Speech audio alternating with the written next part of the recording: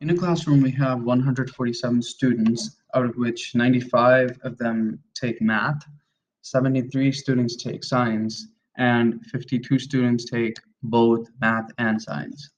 And so what we're trying to find out here is that if we pick a student at random, what is the probability that the student does not take math?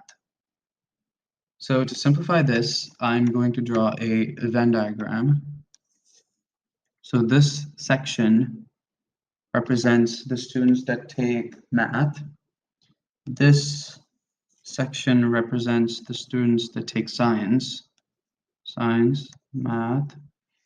And this intersection over here represents the students that take both math and science.